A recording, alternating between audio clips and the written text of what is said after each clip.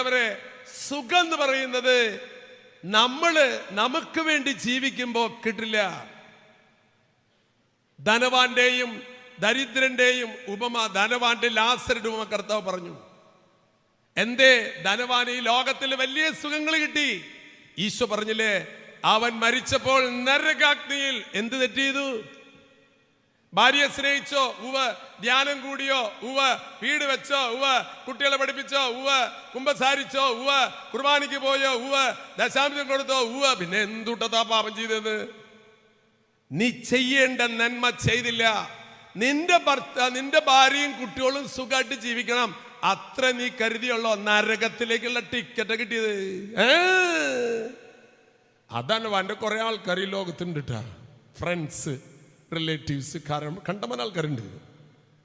എന്താ പ്രിയമുള്ളൊരു ധനവാൻ ചെയ്ത് തെറ്റ്? എന്താ ധനവാന് സുഖം കിട്ടാൻ അവസാനം? ലോകത്തിലെ എല്ലാ കാലത്തും എല്ലാ പച്ചപ്പെട്ടും മഞ്ഞപ്പെട്ടും നീലപ്പെട്ടിലൊക്കെ കിടന്നാള് അവസാനം നരകാഗ്നിയിലെത്തിയപ്പോഴാണ് എന്തടാ അല്ലൊരു സുഖല്യ. എന്ത് പറ്റി? ചെയ്യേണ്ട നന്മ ചെയ്തില്ല. ദരിദ്രനായ ലാസർ അവിടെ കിടക്കണ കണ്ടപ്പോ എന്റെ ആരുമല്ലല്ലോ, എനിക്കെന്റെ ഭാര്യ കുട്ടികൾ,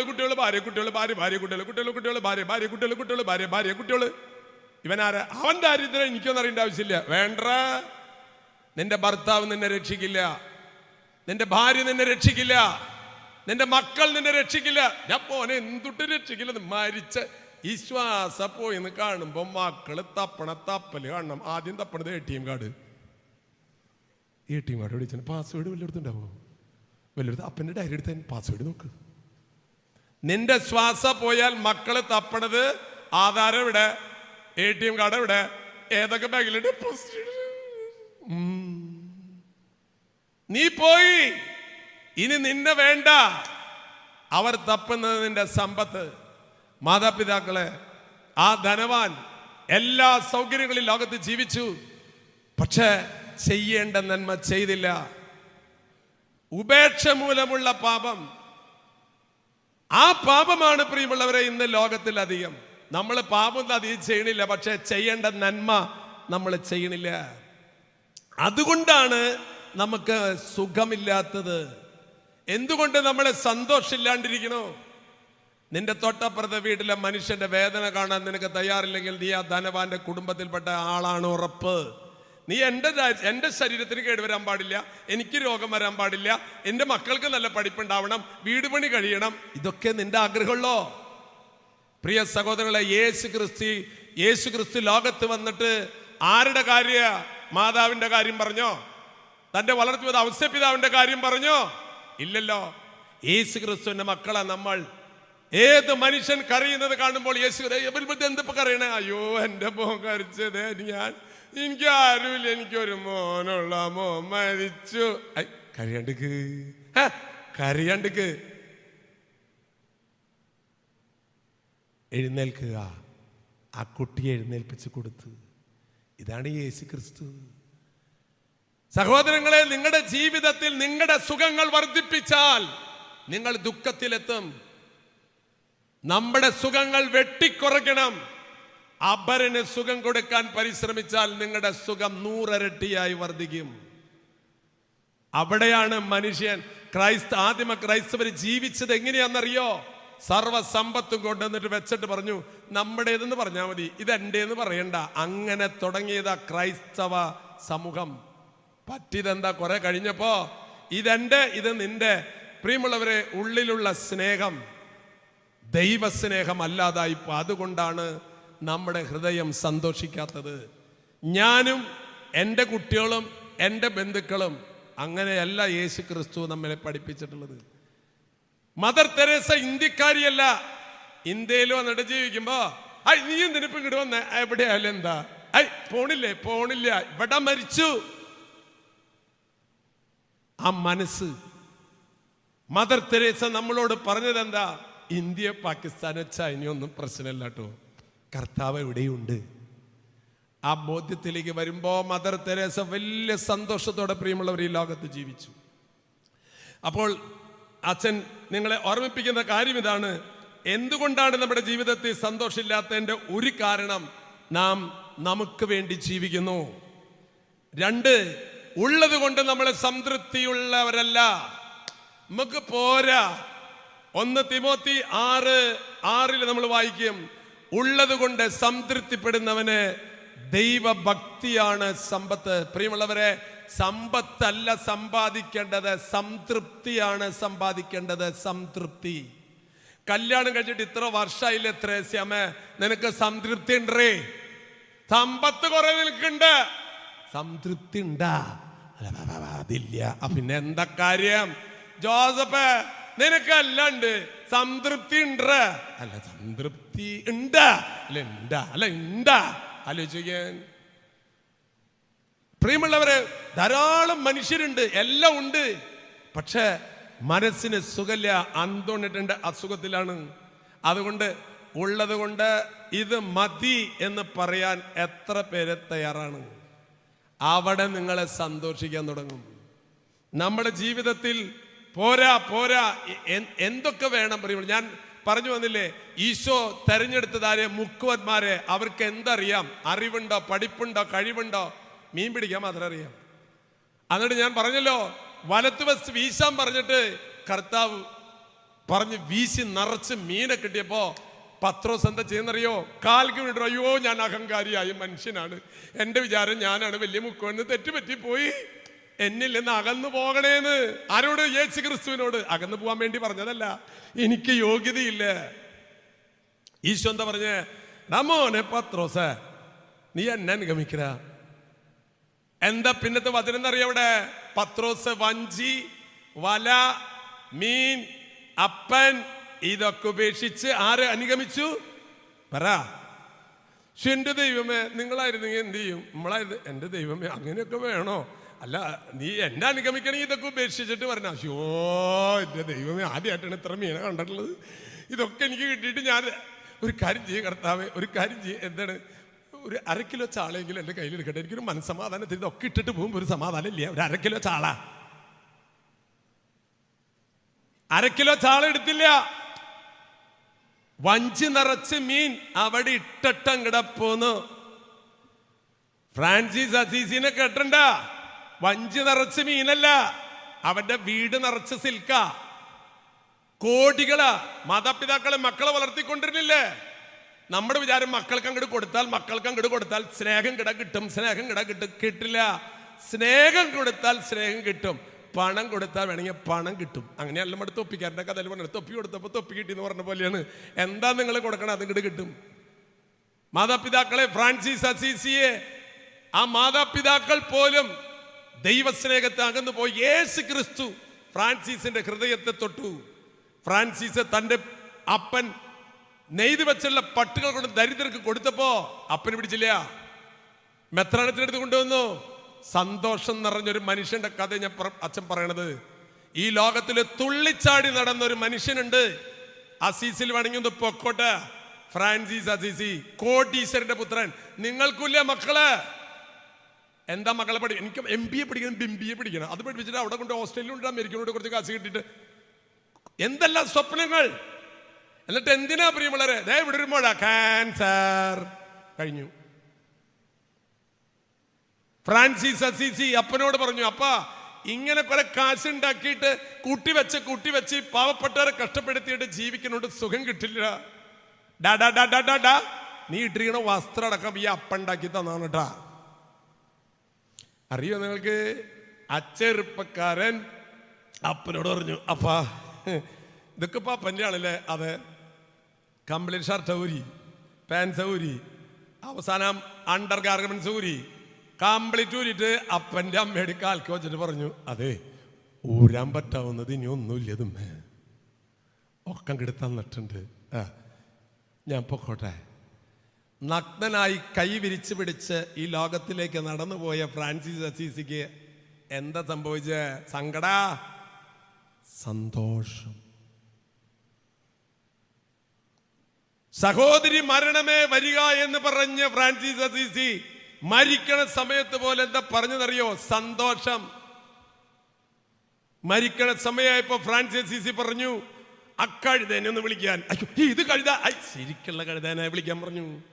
കഴുതേനെ കൊണ്ടു നിർത്തിയിട്ട് ആ ഫ്രാൻസിസ് പറയാണ്, അല്ലയോ കഴുതേ ഞാൻ നിന്റെ പുറത്ത് പല പ്രാവശ്യം ഇരുന്ന് പോയിട്ടുണ്ട്. നിനക്ക് വേദനിച്ചിട്ടുണ്ടോ എന്ന് എനിക്കറിയില്ല. അപ്പം അതുകൊണ്ട് നിനക്ക് വേദനിച്ചിട്ടുണ്ടെങ്കിൽ അതിന് ഞാൻ ക്ഷമ ചോദിക്കുന്നു. ഞാൻ മരിക്കുകയാണേ. അയ്യോ, നാലോചിക്കാൻ കഴുതേറെ പുറത്തിരുന്നതിന് ക്ഷമ ചോദിച്ചു ഫ്രാൻസിസ്. മരിക്കുമ്പോ എന്താ പറഞ്ഞറിയോ? എന്നെ കട്ടിലിന്ന് ഇറക്കി കിടത്തോ.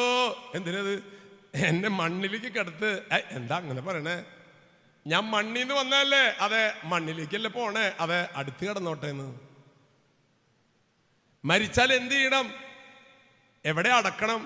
ആൾത്താരുടെ ഏറ്റവും അടുത്തുള്ള കല്ലറയിൽ നമുക്ക് അടുത്താൻ പറ്റൂ. അവിടെ എന്താ വില? അവിടെ 5 ലക്ഷം രൂപയാണ് ഒരു കല്ലറക്കി. ആയിക്കോട്ടെ. ഫ്രാൻസിസ് എന്താ പറഞ്ഞറിയോ? ഞാൻ മരിച്ചാൽ എൻ്റെ ശരീരം പട്ടണത്തിന് പുറത്ത് കള്ളന്മാരും കൊള്ളക്കാരും അവരെ അടക്കുന്ന സ്ഥലത്ത് കൊണ്ടുപോയി അടക്കണം. കാരണം എൻ്റെ ഗുരു കള്ളന്മാരുടെ ഇടയിൽ കിടന്നിട്ടാണ് മരിച്ചത്. കരമേർത്തി ഹല്ലേലൂയ, ഹല്ലേലൂയ, ഹല്ലേലൂയ. മാതാപിതാക്കളെ, നമ്മുടെ ഹൃദയം കാണണം തമ്പുരാൻ. നമുക്ക് തമ്പുരാന്റെ ഹൃദയം കാണണം. നീ എത്ര തെറ്റ് ചെയ്തിട്ടുണ്ടോ കർത്താവ് കണക്കെടുക്കില്ല. വലതുഭാഗത്ത് കിടക്കുന്ന കള്ളന് തീരെ സുഖമില്ല. യേശു ക്രിസ്തുവിന്റെ ഒരൊറ്റ വാക്ക്, എന്നോർക്കണട്ടാ എന്ന് പറഞ്ഞു. ആര്? വലതുഭാഗത്ത് കള്ളൻ. കർത്താവ്, നിന്നെ ഓർക്കണ പ്രശ്നമൊന്നുമില്ല, നിന്നെ ഞാൻ കൂടെ കൊണ്ടുപോവാണ്. കൂടെ കൊണ്ടുവന്ന് എവിടേക്ക്? പറുദീസയിലേക്ക്. ആദ്യമായിട്ട് യേശു ക്രിസ്തു സ്വർഗത്തിലേക്ക് കൂട്ടിക്കൊണ്ടു പോയത് അമ്മേനെ അല്ലാട്ടാ, പത്രോസിനെ അല്ലാട്ടാ. ആര്യാ? ഒരു കള്ളനെ. അവന്റെ യോഗ്യത എന്താ? പ്രിയമുള്ളവരെ, മനസ്സിലാക്കുക. ആ മനുഷ്യൻ മരിക്കുമ്പോ പോലെ എന്തോരം സുഖം അനുഭവിച്ചിട്ട് മരിച്ചെന്നറിയോ? ഇന്ന് മരിക്കുന്ന സമയത്ത് എന്തോരം സുഖമുണ്ട്. മരിക്കാറായെന്ന് കാണുമ്പോഴേക്കും ഓടി വരും മക്കളൊക്കെ. അടുത്ത കാലത്ത് ഒരു സഹോദരി പറഞ്ഞു അപ്പനോട്, അപ്പൻ എന്താ എപ്പോഴും ചേട്ടന്റെ വീട്ടിൽ തന്നെ നിൽക്കണം? എൻ്റെ വീട്ടിൽ വന്ന് നിന്നൂടെ? എത്ര നാളായി ഞാൻ അപ്പനോട് പറഞ്ഞു, എപ്പോഴും അപ്പൻ ചേട്ടന്റെ വീട്ടിലാണ് നിൽക്കുള്ളൂ. എന്നെ കെട്ടിച്ചു വിട്ടു എന്ന് കരുതിയിട്ട് എൻ്റെ വീട്ടിൽ നിന്നല്ല അപ്പന് വല്ല പ്രശ്നം ഉണ്ടാ? ആ മോളുടെ സ്നേഹം കണ്ടോ?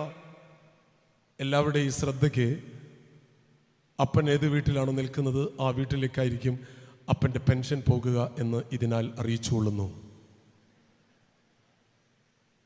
അപ്പൻ എന്താ എൻ്റെ വീട്ടിൽ വന്ന് നിന്നാല് സ്നേഹം. സഹോദരങ്ങളെ, നമ്മുടെ ഉള്ള എന്താ നമുക്ക് സുഖമില്ലാത്തതെന്നറിയാ? ഉണ്ട ചുരുട്ടുകളാണ് ഉള്ളിൽ നിറച്ച്. കൊട്ടക്കാട്ടേക്ക് ഫോൺ പോയി. ഹലോ, റോസിലല്ലേ? അതെ, അമ്മയ്ക്ക് തീരെ സുഖല്ലടി, സീരിയസ് ആണ്.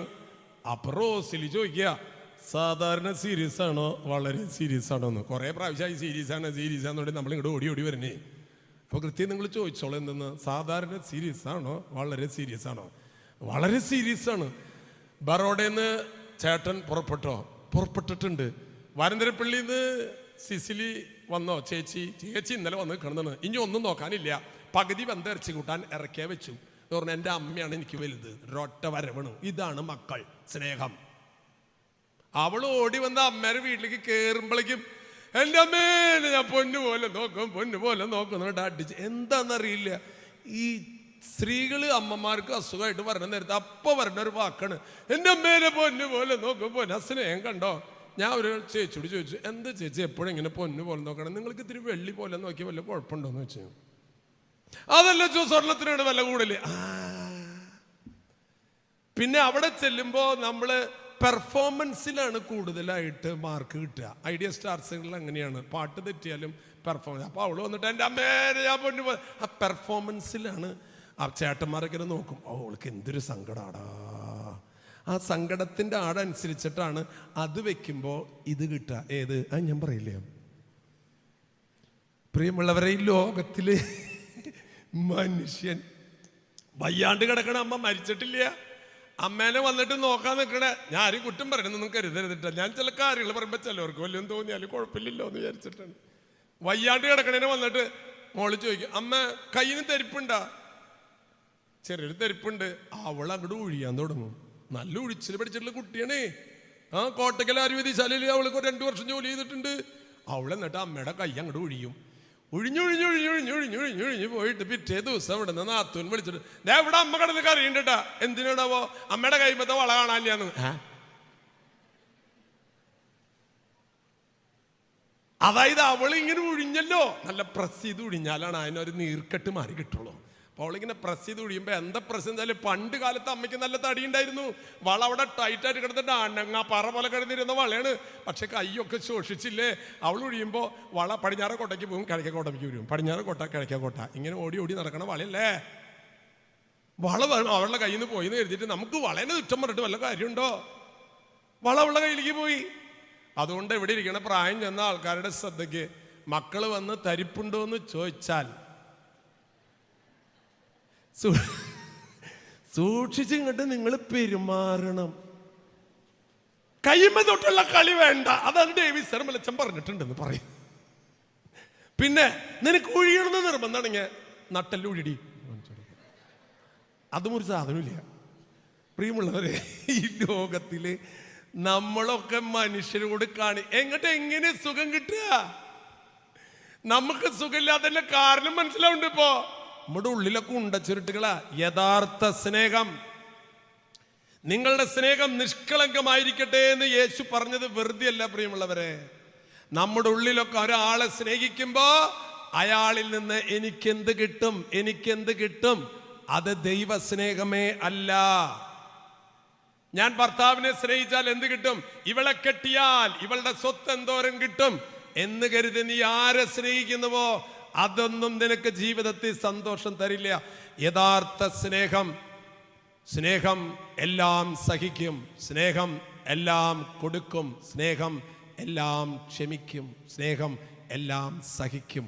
പ്രിയമുള്ളവരെ, ജീവിതത്തിൽ സന്തോഷമില്ലാത്തതിന്റെ കാരണം നാം ക്ഷമിക്കാനോ കൊടുക്കാനോ പൊറുക്കാനോ തയ്യാറല്ല. എൻ്റെ സുഖം ഞാനും എൻ്റെ ആളും. പ്രിയമുള്ളവരെ, ആലോചിക്കുക. ഈ കൺവെൻഷൻ കഴിയുമ്പോൾ ഇത് കേട്ടിട്ട് നിങ്ങൾ പോകുമ്പോൾ ആ ധനവാന്റെ കുടുംബത്തിൽപ്പെട്ടവനാണോ ഞാൻ? ആ ധനവാൻ ഈ ലോകത്തിലെ സർവ്വസുഖങ്ങൾ അനുഭവിച്ചു, പക്ഷെ മരിക്കുന്ന സമയത്ത് സമാധാനം പോയി.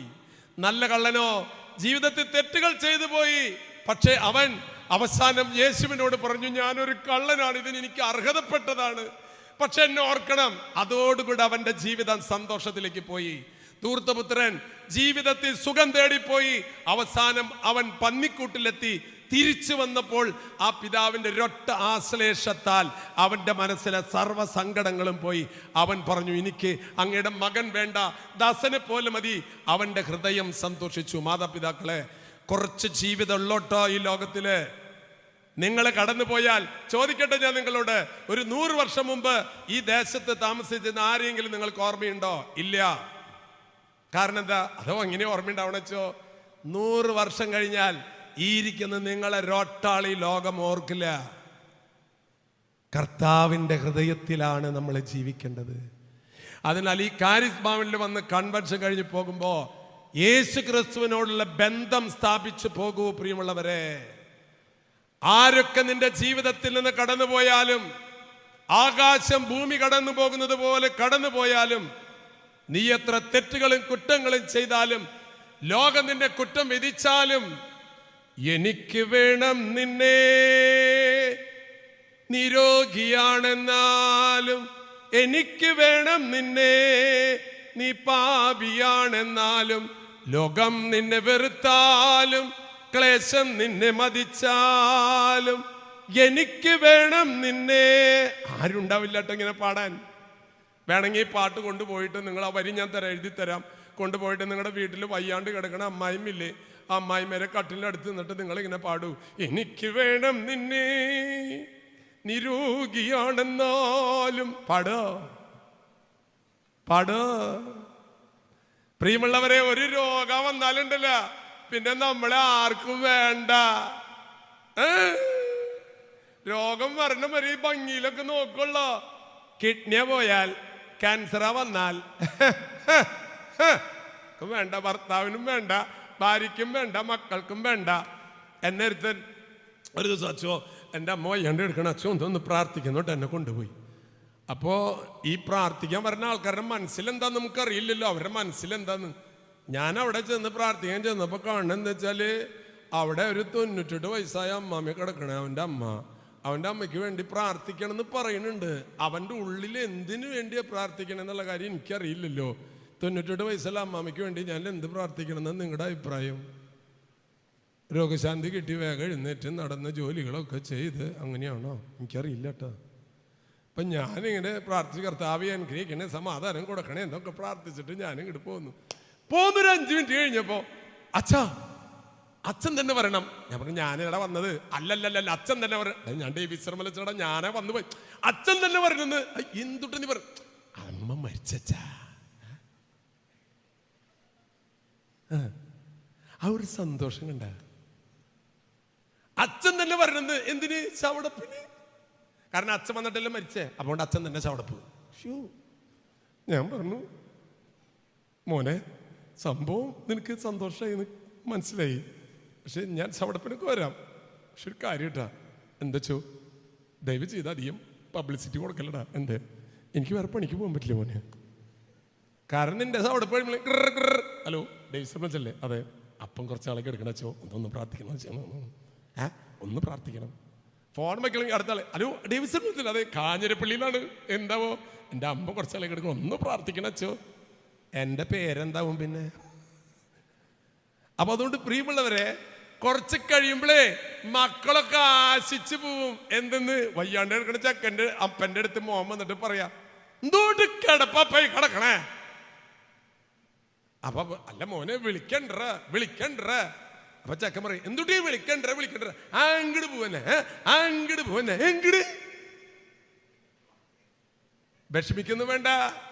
പ്രിയമുള്ളവരെ മനസ്സിലാക്കുക, ഈ ലോകത്തെ കർത്താവിന് വേണ്ടി ജീവിച്ച് കർത്താവിന്റെ പക്കലേക്ക് പോകുന്നതിൽ ആശങ്ക ഉണ്ടെങ്കിൽ അതിനർത്ഥം നീ കർത്താവിനെ തിരിച്ചറിഞ്ഞിട്ടില്ല. കരമുയർത്തി ഹല്ലേലൂയ, ഹല്ലേലൂയ, ഹല്ലേലൂയ. എന്താ തോമസ് ശ്ലീഹ നമ്മളോട് പറഞ്ഞത്? നമുക്ക് അവനോട് കൂടെ പോയി മരിക്കാം. വെറുതെ പ്രസംഗിച്ചതല്ല മാതാപിതാക്കളെ. അതിനാൽ യേശു ക്രിസ്തുവിനോടുള്ള ബന്ധം സ്ഥാപിക്കണം. സങ്കടത്തിലും സന്തോഷത്തിലും ജോബിനെ പോലെ പറയാൻ പറ്റണം, ദൈവം തന്നു, ദൈവം എടുത്തു. യഥാർത്ഥ സ്നേഹം പച്ചൻ ചുരുക്കാണ്, സമയമാകുന്നു. ഒന്ന്, എന്തുകൊണ്ടാണ് നമ്മുടെ ജീവിതം ദൈവത്തെ മറന്നു പോയിട്ടുണ്ടോ? പ്രത്യേകിച്ച് മാതാപിതാക്കളെ, നിങ്ങളുടെ യുവതി യുവാക്കളെ ഓർക്കുക. നിങ്ങളുടെ മക്കൾ ഇവിടെ വന്നിരിക്കുന്നതൊക്കെ പ്രായം കുറച്ചാവുമ്പോൾ നമ്മൾ വരണേ. ചെറുപ്പക്കാരോ, മനസ്സിലായ? പ്രിയ സഹോദരങ്ങളെ, നാം ദൈവത്തെ മറന്നു പോകുന്നു. നല്ല കാലത്ത് ദൈവത്തെ മറന്നു പോകുന്നു. പിന്നെ നമ്മളെ പലരും സ്നേഹിക്കും. മക്കളില്ലാത്ത മാതാപിതാക്കളുണ്ടെങ്കിൽ അവരോട് കൂടെ ചേർന്ന് നിൽക്കുന്നത് നല്ലതാണെന്ന് ഇതിനാൽ അറിയിച്ചുകൊള്ളുന്നു. അവരുടെ സ്വത്തിലൊക്കെ ചെറിയൊരു അംശമൊക്കെ നമുക്ക് കിട്ടാൻ സാധ്യതയുണ്ട്.